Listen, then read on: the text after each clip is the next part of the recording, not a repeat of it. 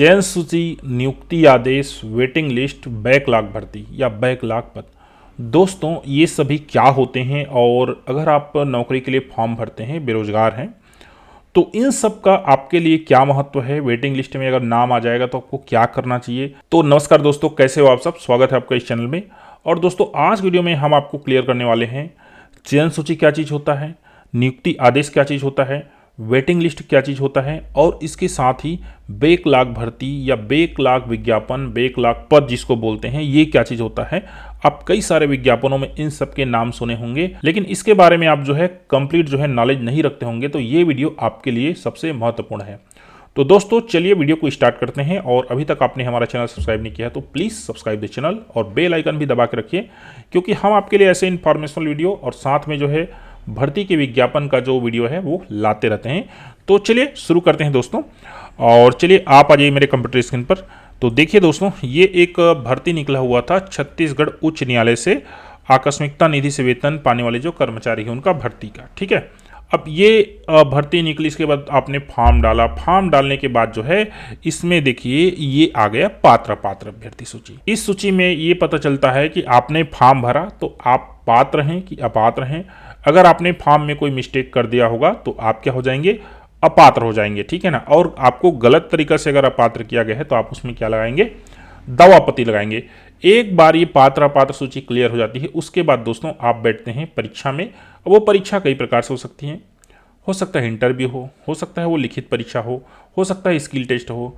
दोस्तों ये सब प्रक्रिया होने के बाद अगला आता है, देख लीजिए, इसी का एक सेलेक्ट लिस्ट। इसको बोलते हैं दोस्तों चयन सूची। जितने लोग सेलेक्ट हो जाते हैं, है ना, उनको सिलेक्शन लिस्ट में रखा जाता है। इसके बाद जो लोग कहना चाहिए थोड़ा सा चूक जाते हैं, कहना चाहिए, मान लीजिए 10 लोग का चयन हुआ किसी कैटेगरी में और उसके बाद 11वां व्यक्ति उसका चयन नहीं हुआ, तो उसको दोस्तों रखा जाता है वेटिंग लिस्ट में। आप देख सकते हैं यहाँ पर है वेटिंग लिस्ट। चयन सूची जारी होने के बाद दोस्तों, या उसके साथ में ही कहना चाहिए, ये वेटिंग लिस्ट जारी होता है। इसको बोलते हैं प्रतीक्षा सूची, ठीक है ना। प्रतीक्षा सूची कौन सी सूची है, तो जितने लोग मान लीजिए चयन हो गए किसी कैटेगरी में, मान लीजिए ओबीसी कैटेगरी में 7 पोस्ट था, ठीक है ना। अब जो मेरिट लिस्ट बना, तो कोई अभ्यर्थी है, मान लीजिए राम कुमार, वो 8वें नंबर पर है, तो उसका नाम तो सिलेक्शन लिस्ट में अर्थात चयन सूची में आएगा नहीं, तो उसका नाम कहाँ आएगा, उसका नाम आएगा प्रतीक्षा सूची में, ठीक है ना। अब प्रतीक्षा सूची की क्या इंपॉर्टेंस है ये आगे देखते हैं, ठीक है ना।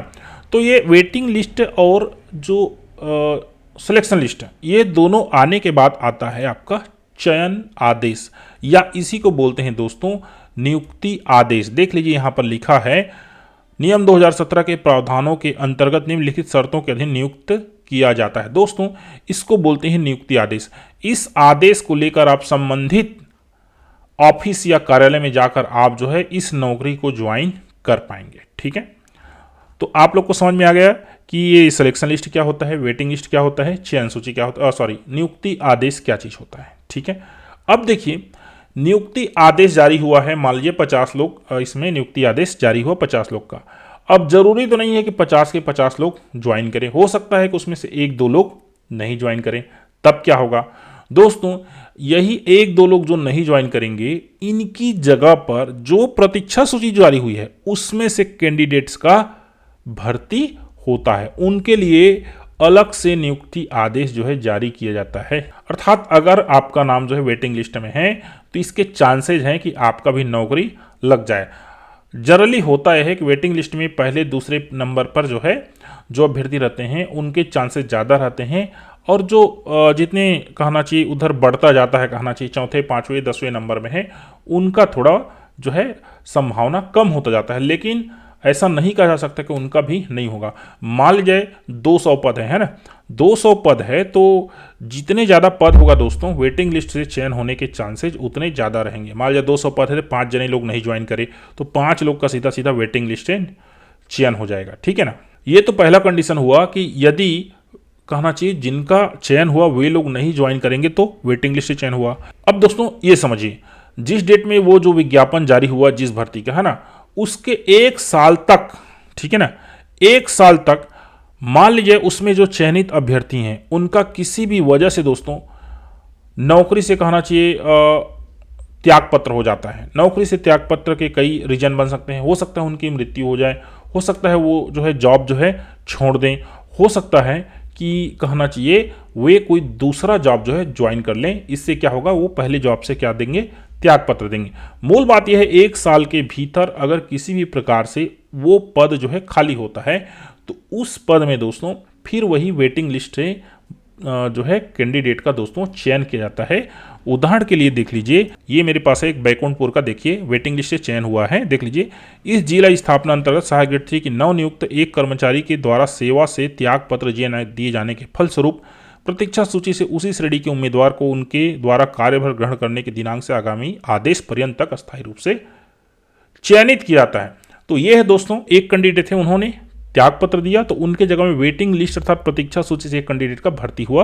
इसके साथ ही एक और देखिए मैंने एग्जांपल जो है आपके लिए ले आया है, ये देख लीजिए, कार्यालय जिला एवं सत्र न्यायाधीश राजनांदगांव में भी दोस्तों ये वेटिंग लिस्ट से ही चयन हुआ है। विभागीय चयन समिति कार्यालय जिला एवं सत्र न्यायाधीश राजनांदगांव के अनुशंसा के आधार पर इस स्थापना में रिक्त सहायक ग्रेड 3 वेतनमान के समकक्ष पद पर निम्नानुसार अभ्यर्थी को कार्यभार ग्रहण करने से 3 वर्ष परीक्षा अवधि तक दोस्तों चयन किया जाता है। दोस्तों विकास कुमार राजपूत है, इनका जो है वेटिंग लिस्ट से ही चयन हुआ है।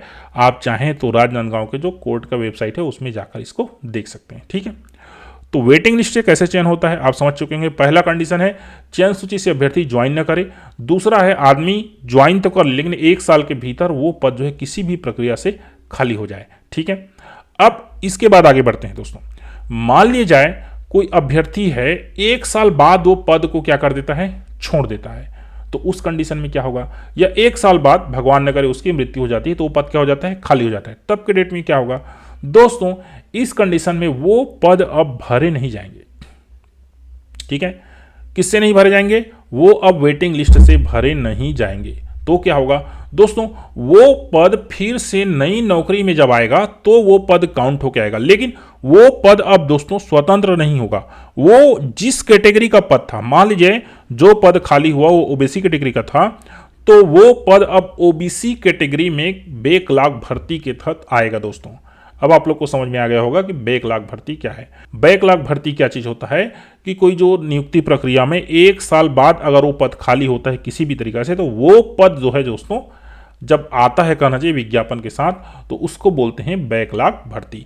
अब आप लोग सोच रहे होंगे बैकलॉग भर्ती में भी हम फॉर्म भर सकते हैं और सामान्य भर्ती में भर सकते हैं, तो बैकलॉग भर्ती और सामान्य भर्ती में अंतर क्या हुआ दोस्तों। सामान्य भर्ती बैकलॉग भर्ती में अंतर ये है, मान ली जाए एक नियुक्ति प्रक्रिया के तहत जो है 4 पद जो ओबीसी से हैं, है ना, वो 4 पद मान ली जाए कि कहना चाहिए 1 साल बाद जो है मुक्त हो गए, अर्थात उसमें अभ्यर्थी ने त्यागपत्र दे दिया।